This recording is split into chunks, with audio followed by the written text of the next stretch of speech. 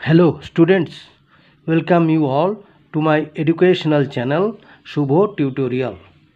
আজকে আমার ভিডিওর বিষয় দশম শ্রেণী ইংলিশ লেসন 5 যে গল্প আওয়ার রান অ্যাওয়ে কাইট, সেই গল্পের multiple choice questions with answers আমি তোমাদের জন্য এখানে করে দিয়েছি।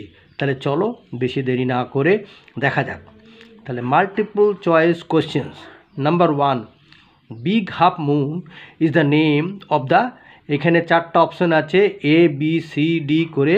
সঠিক উত্তরটি হবে আইল্যান্ড। বিগ হাফ মুন হচ্ছে একটা দ্বীপের নাম, যে দ্বীপে লেখিকা তার ভাই এবং বাবা তারা থাকতেন।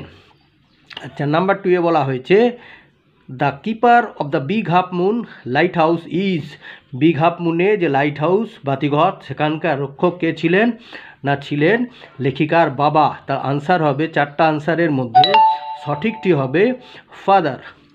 নাম্বার 3 তে বলা হয়েছে the age of the narrator is, এখানে ন্যারেটারের বয়স হচ্ছে কত, চারটা অপশন আছে তার মধ্যে তার বয়স হচ্ছে 11 বছর, 11 years old.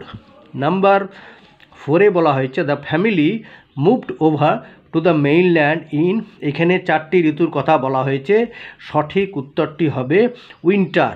Number 5, the family moves to the mainland when the harbour is, এখানেও চারটি অপশান আছে, সঠিক উত্তরটি হবে ফ্রোজেন।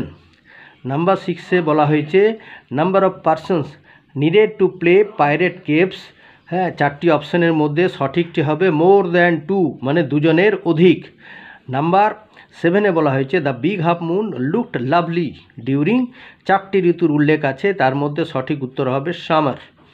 আর নাম্বার 8 এ বলা হয়েছে the narrator and Claude had some hobby in every, এখানেও চারটি ঋতুর উল্লেখ আছে, সঠিক উত্তরটি হবে সামার। ঠিক আছে, আচ্ছা।